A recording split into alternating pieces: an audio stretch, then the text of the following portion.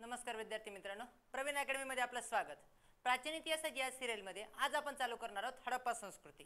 ठीक आहे, तुम्हाला व्हिडिओ संदर्भात कोणतीही प्रकारची अडचण येत असेल किंवा स्पर्धा परीक्षा संदर्भात कोणतीही अडचण येत असेल तर तुम्ही आम्हाला 7410009900 या नंबरवर कॉल करून तुमच्या शंका विचारू शकता। तर आज आपण हडप्पा संस्कृती या संदर्भात डिटेल चर्चा करणार आहोत। तुम्हाला माहित असेल की इसवी सन आणि इसवी सन पूर्व, बरोबर आहे, असं म्हणतात की ज्या दिवशी येशू ख्रिस्ताचा जन्म झाला त्या दिवसापासून पुढे इसवी सन चालू होतं। त्याच्या आधी काय चालू होतं? इसवी सन म्हणजे 0 वरती येशू ख्रिस्ताचा जन्म झाला। ऍक्च्युली हे पूर्वी मानलं जायचं, आज चुकीचं आहे।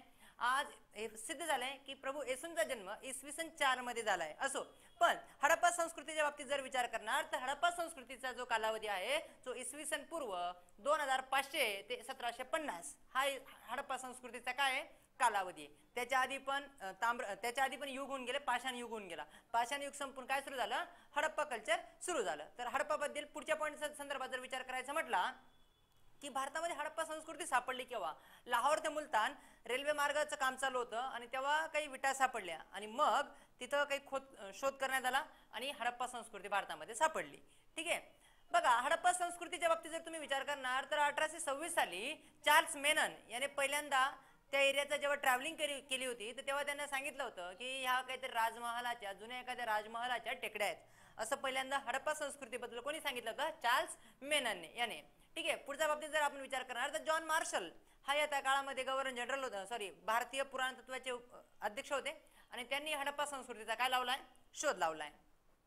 ठीक आहे, जर 1921 साली दयाराम साहनी, हा क्वेश्चन नेहमी येतो आपल्याला, 1921 साली दयाराम साहनी यांनी हडप्पाचा शोध लावला आणि 1922 साली रागदाल दास बॅनर्जी यांनी मोहनजोडो याचा शोध लावला। यावेळी आता सांगितलं भारतीय पुरातत्व सर्वेक्षण विभागाचे अध्यक्ष कोण होते? जॉन मार्शल होते। ठीक आहे, नेक्स्ट पॉइंटच्या संदर्भात जर आपण चर्चा करायचं म्हटलं तर तुम्हाला दिसत असेल की हडप्पाचा हा जनरली तुम्हाला जी डायग्राम दिसते ती हडप्पाची काय आहे? जनरली हे सापडेल तुम्हाला, एरिया सापडेल। हडप्पाचं हे नाव जॉन मार्शल यांनी ठेवण्यात आलेलं होतं। सिंधू संस्कृती नाव जॉन मार्शलने ठेवलं, नंतर हडप्पा हे शहर सापडलं आणि म्हणून हडप्पा संस्कृती नाव आलं। आता बघा हडप्पा जी संस्कृती आहे किंवा सिंधू व्हॅली सिव्हिलायझेशन जे आहे त्याचा 80% भाग हा सरस्वती नदीवर आहे। आज सरस्वती उदयास नाही म्हणजे अस्तित्वात नाही, सरस्वती नदी लुप्त झालेली आहे, तिचा विनाश झालेला आहे। मात्र राजस्थान गव्हर्नमेंटने सरस्वतीचं पुनर्जीवनाचं काम 2018 मध्ये चालू केलंय, सो तुम्ही लक्षात ठेवा। तर 80% भाग सरस्वती नदीवर हडप्पा संस्कृतीचा होता। ठीक आहे, 17% भाग हा सिंधू नदीवर होता आणि 3% भाग ज्या इतर पंजाबमध्ये वाहणाऱ्या नद्या होत्या त्यांच्यावर होता। म्हणून खऱ्या अर्थाने हिला सिंधू सरस्वती संस्कृती म्हणणं योग्य ठरेल। सिंधू संस्कृती असं म्हणणं काय योग्य ठरणार नाही। पुढच्या पॉइंट जर आपण विचार करायला गेलं बघा तर तुम्हाला हे हडप्पा 3-4 सिव्हिलायझेशन दिसत आहे मोठ्या, की मेसोपोटेमियन संस्कृतीपासून काही लोक वेगळे होऊन इजिप्त मार्गे भारतात आले आणि हडप्पा संस्कृती मध्ये सेटल झाले असं म्हणतात आणि त्याच्यापासून जी संस्कृती उदयास आली ती हडप्पा संस्कृती असं म्हणतात।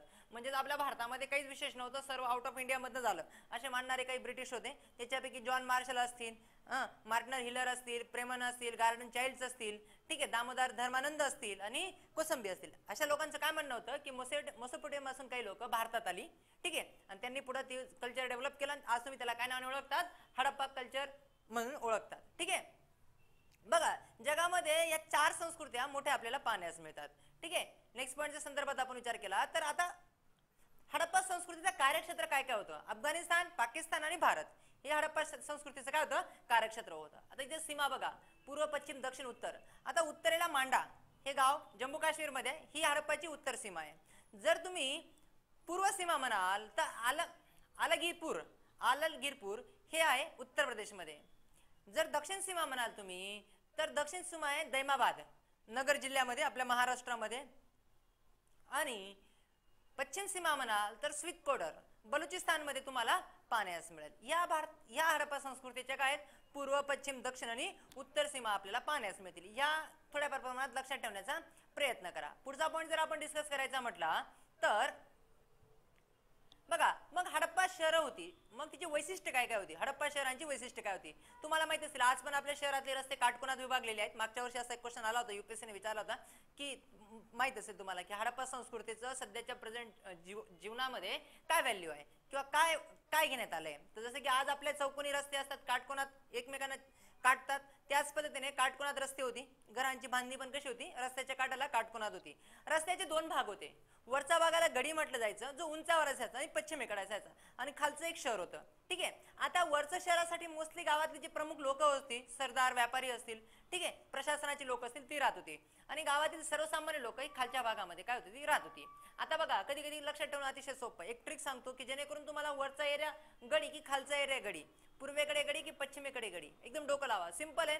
जर सूर्य पूर्वेला उगवतो, सूर्य काय उगवतो, पूर्वेला उगवतो. मी असं लक्षात ठेवतो की सूर्य पूर्वेला उगवतो आणि जे गडी पश्चिमेला राहिली, पूर्वेला राहिली असते, त्याच्या पश्चिमेला काय राहिलं असतं, खालचं शहर राहिलं असतं. तर त्यांच्यापर्यंत कोवळा सूर्यप्रकाश पोहोचला नसता, मग त्यांना वेगवेगळे आजार झाले असते. म्हणून पूर्वेला खालचा भाग होता आणि त्याच्यावरती काय होता, वरचा भाग होता. वरच्या भागामध्ये प्रशासनाचे लोक राहायचे आणि सर्वसामान्य लोक खालच्या भागामध्ये राहायचे. नगरला प्रवेशद्वार होतं, तटबंदी सुद्धा होती. प्रवेशद्वार माहिती असेल, तटबंदी होती. मात्र लोथरला तटबंदी पाहण्यास मिळत नाही. काही इटांवरती कोरकाम केलेलं होतं, अलंकृत इटा केलेल्या होत्या. कालीबंगा येथे इटा ज्या आहेत त्या अलंकृत पाहायला मिळतात. घराचा जो मुख्य दरवाजा होता तो मुख्य रस्त्याला मिळत नव्हता, तर बॅक साईडला मिळत होता, म्हणजे मागच्या दरवाजाला मिळत होता. आणि घराच्या भिंतींना, म्हणजे घरातल्या दरवाजे आणि भिंती ज्या खिडक्या ज्या होत्या त्या मध्ये नसून कॉर्नरला होत्या. ठीक आहे. या हडप्पामध्ये महत्वाची वैशिष्ट्य आपल्याला पाहण्यास मिळतील. पुढचा पॉईंट जर आपण विचार करायचा म्हटला तर मोहनजोडो एक मात्र असं शहर आहे जिथे आपल्याला खिडकीचे साक्ष काय मिळालेली सापडलेली आहेत. लाकडी स्तंभ कुठेही पाहण्यास मिळत नाही. लाकूड त्या काळात असून सुद्धा लाकडी स्तंभ कुठेही पाहण्यास मिळत नाही. आणि स्तंभ हे चौरस आणि आयताकृती आहेत. आणि चौरस हे काय आहेत, म्हणजे स्तंभ जे आहेत चौरस आणि आयताकृती आहेत. मात्र मेसोपोटेमिया मध्ये चौरस जी वर्तुळ होती, स्तंभ होती, ती कशी होती, वर्तुळाकार होती. मग जे लोक म्हणतात नाही मेसोपोटेमिया पासून काही लोक भारतात आली आणि त्यांनी ही सिव्हिलायझेशन काय केलं, डेव्हलप केलं, त्यांच्यासाठी हा पॉईंट एक्सप्लेन करणं काय होणार नाही, शक्य होणार नाही. कारण की ती ओन आपली स्वतःची संस्कृती होती, कोणत्याही बाहेरून आलेली नव्हती. ठीक आहे. पाण्याचा निचरा करण्याची व्यवस्था होती, सांडपाण्याची व्यवस्था होती. गडीमधील काही घरांमध्ये शौचालय सुद्धा पाहण्यास मिळतात. कचरा जमा करण्यासाठी एक विशिष्ट भांड होतं. आणि मोहनजोडो मध्ये रस्त्याच्या काठाला दिवे लावलेली होती, स्ट्रीट लॅम्प आपल्याला पाहण्यास मिळतात. पुढचा पॉईंट जर आपण डिस्कस करायचं म्हटलं तर महत्वाची शहरं, 9 ते 10 शहरं हडप्पामध्ये महत्वाची. एकूण 1500 पेक्षा जास्त स्थळं हडप्पा संस्कृतीमध्ये सापडलेली आहेत. मात्र आपल्याला 9 ते 10 शहरं महत्वाची, जसे की मोहनजोडो, राखीगड, हडप्पा, धौलावीरा, कालीबंगा, बनावली, ठीक आहे, गनेरीवाल, चंदुहडो आणि लोथल ही महत्वाची शहरं आपल्याला पाहण्यास मिळतात. ठीक आहे. आणि यांच्यावरच जनरली आपल्याला क्वेश्चन पण विचारला जातो. नेक्स्ट पॉईंट आपण जर डिस्कस करायचं म्हटलं तर बघा, हे 4 संस्कृत्या तुम्हाला एक डायग्राम मध्ये दिसत आहेत वेगवेगळ्या कलरने. तर याच्यामध्ये बघा, त्या संस्कृतींच्या बाबतीत जर विचार करणार तर चीनी सभ्यता होती युआंग हो एल नदीवरती. ठीक आहे. त्याच्यानंतर जर तुम्ही म्हणाल तर मेसोपोटेमियन संस्कृती होती इराकमध्ये. ठीक आहे. कोणत्या नदीवरती तुम्हाला माहित असेलच. आणि मिश्र संस्कृती इजिप्त मध्ये होती. या तिघ संस्कृतीच्या मानाने जो ब्ल्यू कलरचा ड्रॉ दिसतोय, जे रंग दिसतोय, तो आपला सिंधू संस्कृतीचा आहे. तर सिंधू संस्कृती आकाराने या तिघ संस्कृतींपेक्षा काय होती, मोठी होती. ठीक आहे. नेक्स्ट पॉईंट जर आपण डिस्कस करायचा म्हटला तर बघा, अजून काही वैशिष्ट्य होती, ही ताम्र संस्कृती होती. म्हणजे त्या काळामध्ये सोनं, चांदी, तांबा, कास्य, टीन हे माहित होतं. मात्र त्यांना काय माहित नव्हतं, लोखंड माहिती नव्हतं. म्हणजेच सिंधू संस्कृती या हडप्पा संस्कृती कोणत्या काळामध्ये होती, ताम्रयुगात होती. आणि ताम्रयुगानंतर काय आला, लोहयुग आला. पुढे आपण भविष्यात शिकणार आहोत की दक्षिण भारतामध्ये कधी ताम्रयुग आलेला नाहीये. तर दक्षिण भारतामध्ये डायरेक्टली पाषाण काळानंतर डायरेक्टली लोहयुग आला, ताम्रयुग आला नाही. ही नगरीय संस्कृती होती, म्हणजे भारतातील पहिली नगरीय संस्कृती होती. सर्व लोक कुठे राहायची, शहरात राहायची. कारण की त्याच्या काळी जर तुम्ही त्याच्या आधीचा काळ बघाल, जर पाषाण काळामध्ये बऱ्याच प्रमाणात शेती काय झालेली होती, डेव्हलप झाली होती. ठीक आहे. तर प्रजातांत्रिक संस्कृती होती. म्हणजेच प्रजातांत्रिक संस्कृती माहितीये, राजाचं अस्तित्व पाहण्यास मिळत नाही. केंद्रीकृत शासन व्यवस्था होती. हडप्पा, मोहनजोडो इथे प्रशासन चालायचं. ही दोन महत्वाची राजधान्या असं काही लोक मानतात, इतिहासकार मानतात. व्यापारी संस्कृती होती. त्या संस्कृतीत कोणतेही लोक शेती करत नसून तर काय करायचे, व्यापार करायचे, शांततामय जीवन जगायचे. मातृपूजा आणि पितृपूजा दोघं होते. लिपी पण माहित होती. काही लोकांची हँडरायटिंग आज पण हडप्पासारखी असते, जी पुढच्या हजारो वर्षानंतर पण वाचली जाणार नाही. थोडक्यात काय, हडप्पा संस्कृतीची जी लिपी होती ती आजपर्यंत वाचली गेलेली नाही. ठीक आहे. त्याच्या मागचं काय कारण आहे तर नंतर आपण डिस्कस करू. नेक्स्ट पॉईंट जर आपण विचार करायचा म्हटला हडप्पा संस्कृतीच्या बाबतीत तर नेक्स्ट पॉईंट आहे हडप्पा. आता हडप्पाची महत्वाची जी शहरं आहेत ते शहरं कोणत्या नदीवर वसलेली आहेत आणि कोणत्या देशामध्ये आहेत हे शिकून घेणं आपल्याला महत्वाचं आहे. बघा, मोहनजोडो जो देश आहे, मोहनजोडो जे शहर आहे ते सिंधू नदीच्या काठावर आहे आणि पाकिस्तानमध्ये आहे, सध्या आपल्या भारतामध्ये नाही. राखीगड जे शहर आहे, या राखीगड जी साईट होती हडप्पा कालीन, ती गग्गर नदीच्या काठावर आहे, भारतात आहे. हडप्पा जे आहे ते रावी नदीच्या काठावर आहे. आणि हडप्पा रावी नदीच्या काठावर आहे, ते सुद्धा आज कुठं आहे, पाकिस्तानमध्ये. धौलावीरा लुनी नदीच्या काठावर आहे, भारतामध्ये. ठीक आहे, मला लुनी नदी कुठून वाहते तुम्ही कमेंट करून सांगा. कालीबंगा जे साईट आहे ती घग्गर नदीच्या काठावर आहे, भारतामध्ये. त्याच्यानंतर जर विचार करणार गनेरीवाल हे जे शहर आहे हरगा नदीच्या काठावर आहे, पाकिस्तानमध्ये. चंदुहडो हे शहर सिंधू नदीच्या काठावर आहे, पाकिस्तानमध्ये. आणि लोथल भोगवा नदीच्या काठावर आहे, भारतामध्ये. ही महत्वाची नदी आणि शहर आपण डिस्कस केली की कोणकोणत्या शहर हडप्पा साईट कोणकोणत्या नदीच्या काठावर आहे, कोणकोणत्या देशात आहे. पुढचा जो पॉईंट आपण विचार करायचा म्हटला की यातील सर्वात मोठं जे शहर आहे हडप्पा संस्कृतीमधलं ते आहे मोहनजोदडो. ठीक आहे, मात्र हे मोहनजोदडो भारतामध्ये नसून भारतातील हडप्पाकालीन सर्वात मोठं शहर आहे राखीगढी. काय आणि तुम्हाला माहित असेल की मोठे स्नानगृह सापडलं होतं मोहनजोदडोला, ते जगप्रसिद्ध स्नानगृह सापडलं होतं. आणि हे या संस्कृती हडप्पा संस्कृतीची सर्वात मोठी इमारत सुद्धा पाहण्यास मिळेल. अन्नगृह होतं मोहनजोदडो येथे, हडप्पा येथे. ठीक आहे, लोथल कालीबंगा येथे काय सापडलेत, अन्नगृह सापडलेले आहेत. ठीक आहे, मोहनजोदडो जे अन्नगृह सापडलं ते नदीच्या काठावर होतं, म्हणजे त्या काळात नदीतनं काय व्हायची, ट्रॅव्हलिंग व्हायची असं आपण म्हणू शकतो. बघा सभाभवन मोहनजोदडो मध्ये एक सभाभवन सापडलं. ठीक आहे, जनरली काही लोक म्हणतात की हे धार्मिक कार्यासाठी काय केलं जात असेल, वापरलं जात असेल. ठीक आहे, नेक्स्ट पॉईंट जर आपण डिस्कस करायचा म्हटला तर हडप्पाकालीन धौलावीरामध्ये लोक जलसंग्रह करत होते. धौलावीरामध्ये लोक पाणी साठवत होते, मात्र कुठेही कालव्याचं पद्धत माहिती नाही, कालवाची कुठेही त्यांना पद्धत माहिती नाही, कारण की ते लोक शहरात राहायचे, शहरी पद्धत होती. हडप्पाकालीन संस्कृतीच्या लोक धातूच्या आणि भाजलेल्या मूर्ती म्हणजे भाजलेल्या मातीच्या मूर्ती वापरण्यास पाहण्यास मिळतात आपल्याला. म्हणजे बघा जी तुम्हाला जी कास्याची मूर्ती दिसते, ठीक आहे, डान्सिंग करणारी स्त्री, ती माहित असेल की तुम्हाला, की नृत्य करणारी महिला कास्य मूर्तीसाठी प्रसिद्ध आहे. ठीक आहे, यांच्या आहारातील मुख्य अन्न गहू होतं. ठीक आहे, तांदूळ हे मुख्य अन्न नव्हतं. तांदूळ जरी भारतात पिकत असेल तरी मात्र काय नव्हतं, तांदूळ पिकत नव्हतं. मात्र तांदूळ जर तुम्ही म्हणाल तर तांदूळ रंगपूर, लोथळ, ठीक आहे, इथे तुम्हाला पाण्यास मिळतात. आणि हडप्पाकालीन लोकांना कुठेही ऊस आजपर्यंत पाण्यास मिळाला नाही, ऊसचे साक्ष मिळालेले नाहीत. नेक्स्ट पॉईंट जर आपण डिस्कस करायचं म्हटलं तर हडप्पामधील बघा जगामध्ये कापूस उत्पादनाला सुरुवात हडप्पाच्या लोकांनी केली, हे तेवढंच खरंय. जलसिंचनाच्या गोष्टी हडप्पावाल्यांना काय नव्हत्या, माहिती नव्हत्या. हत्ती आणि घोडा हा क्वेश्चन पण युपीएससीने विचारून झालाय. हत्ती आणि घोडा हे ते पाळीव करू शकले नाही, बरोबर आहे. त्याच्यामुळे हडप्पाचे लोक काय झाले, कदाचित हारले असं लोक म्हणतात. पुढे आर्यांनी आक्रमण केलं, वैदिक काळ सुरू झाला. ठीक आहे, आणि त्या हडप्पामध्ये मोठ्या प्रमाणात सुती उद्योग चालायचा. 4 वर्गामध्ये समाज विभागलेला होता. विद्वान होते, सैनिक होते, व्यापारी होते आणि श्रमिक होते. जसं की त्याच्यानंतर जो काळ आला तिथं पण 4 वर्गामध्ये विभागला गेला, ब्राह्मण, क्षत्रिय, वैश्य आणि शूद्र.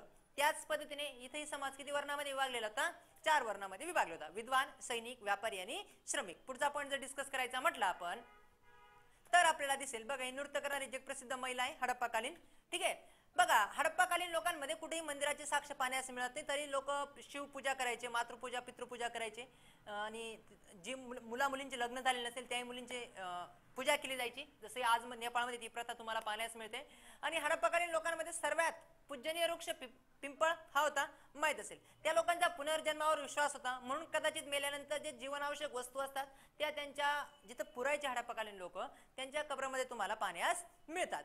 त्यांच्या लिपी आजपर्यंत का वाचली गेली नाही, कारण की लिपी वाचण्यासाठी काय लागतं, तुमच्या मूळ हडप्पा लिपीमध्ये लिहिली जावी आणि तिचं सेम ट्रान्सलेशन कोणत्या तरी दुसऱ्या मेसोपोटेमियन असेल किंवा चायनीज असेल किंवा इतर मिश्र संस्कृतीमध्ये जर केलं असतं तर आपण कदाचित थोडाफार काय केला असता, अंदाज लावू शकता होता. मात्र त्यांच्या लिपीमध्ये आजपर्यंत वाचली गेली नाही. त्याच्या मागचं कारण असं आहे की ती चित्रात्मक आहे, म्हणजे तिच्यामध्ये मानव, पक्षी आणि मासे या गोष्टींचं आहे, एवढ्या गोष्टींचा समावेश आहे. आणि ती लिपी उजवीकडून डावीकडे केली जात होती. ठीक आहे, आणि तुम्हाला पाहण्यास मिळेल जेव्हा हडप्पा संपली आणि पुढं वैदिक काळ सुरू झाला, त्याच्यानंतर महाजनपद उदयास आली, तर पाटलीपुत्र मधली नगर रचना आणि हडप्पाकालीन नगर रचना काय होते, सेम होते. ठीक आहे, जे पुढे आपण लॉजिक लावू शकतो की हडप्पाकालीन जेव्हा संस्कृती संपली तर ते लोक पूर्णच्या पूर्ण मेले नसतील, कदाचित ते ट्रॅव्हलिंग केली असेल, त्यांनी मायग्रेट केले असेल, स्थलांतर केलं असेल आणि पुढे गंगेच्या खोऱ्याकडे, सिंधूच्या खोऱ्यात निघून गंगेच्या खोऱ्याकडे गेले असतील. आणि गंगेच्या खोऱ्याकडे गेल्यानंतर पुन्हा गावात राहायला सुरुवात केली असेल, पुन्हा शेती करायला सुरुवात केली असेल आणि पाटलीपुत्र हे शहर उदयास आलं. जेव्हा पुढे आपण शिकणार आहोत पाटलीपुत्राबद्दल संदर्भात,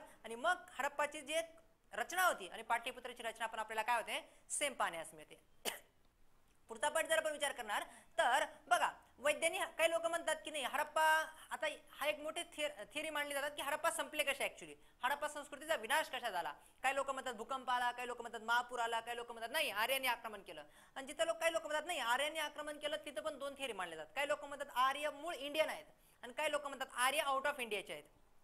जे लोक म्हणतात की आर्य तर आउट ऑफ इंडियाचे असते, तर आर्यांनी 4 वेद लिहिली, असंख्य उपनिषद लिहिली, ऋचा लिहिली, बरोबर आहे. मग त्यांनी ज्या एरियामधनं आले, ज्या प्रदेशामधनं आले, त्या प्रदेशाचं काय केलं असतं, वर्णन केलं असतं. तुम्ही 4 वेद बघा तिथं, किंवा असंख्य आपलं हिंदू कल्चरचं संस्कृतीचं मटेरियल बघा, ठीक आहे, तिथं ग्रंथ बघा, त्या ग्रंथांमध्ये पूर्णतः हिंदू आणि सिंधू संस्कृतीचं वर्णन तुम्हाला पाहण्यास मिळेल. आउट ऑफ इंडियाचं काही पाहण्यास मिळणार नाही. मग आपण कसं मानू की आर्य आउट ऑफ इंडियाचे आहेत, ठीक आहे. असो, पण आज आपण डिस्कस करू मग हडप्पामध्ये आणि वैदिक काळामध्ये काय फरक होता. हडप्पावाले लोक शहरात राहायचे, नगर संस्कृती होती, आणि वैदिक काळामध्ये लोक काय होती, ग्रामीण संस्कृती होती. त्याच्यानंतर हडप्पाकालीन जर विचार करायचे तर लोक व्यापार करायचे, आणि वैदिक काळातले लोक काय करायचे, शेती करायचे. बघा, हडप्पाकालीन लोकांना वाघ हत्ती माहित होतं, मात्र घोडा काय नव्हता, माहिती नव्हता. आणि वैदिक काळातील लोकांना वाघ घोडा माहिती नव्हता, सॉरी वाघ आणि हत्ती काय नव्हता, माहित नव्हता, मात्र घोडा काय होता, माहिती होता.